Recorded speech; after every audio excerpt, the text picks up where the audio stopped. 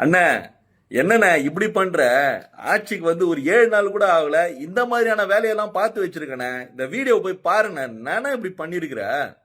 ரொம்ப கஷ்டமா இருக்குது. சாரைக்கே நேற்று 10 மணிக்கு மேல பிளாக்ல கடிக்கவே மாட்டேங்குது எங்கேயும். நேத்து பாரு மைக்கா ஓலன்ட்டு அம்பத்தூர் போறேன். அம்பத்தூர்ல மைக்கா இல்ல, ஃபுல்லா தடிச்சுக்கும். தடிங்கலாம் தோத்துருவாங்க. அங்கிருந்து சரி விக்னேஸ்வரா வந்து அங்க ஓடும் பார்த்தா அங்கேயும் மைக்கா ஓடல. சரி அங்கிருந்து காலி ஆகி நம்ம டிஎல்எஃப் பண்ண போனா அங்க பைப் அடி அடிச்சு தோத்துறாங்க. ஃபுல்லா மைக்கா எல்லாமே ஒரே தடிச்சுக்கமா இருக்குது. மைக்காவே போட முடியல நம்மளால. நம்ம என்ன பண்றது? அவர் என்ன சொல்ல வர்றாருன்னு உங்களுக்கு புரியுதா?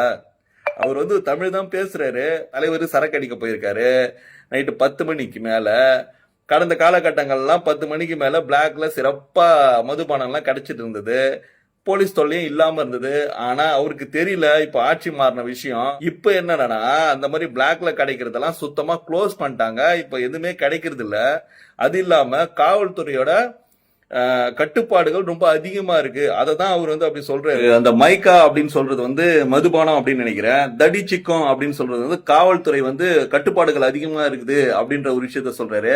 ஸோ இந்த மாதிரி நிறைய விஷயங்கள்ல வந்து அவர் ஒரு லாங்குவேஜ்ல சொல்றாரு. தமிழ் தான் இது. அந்த மாதிரி ஒரு லாங்குவேஜ்ல அவர் பேசிட்டு இருக்காரு.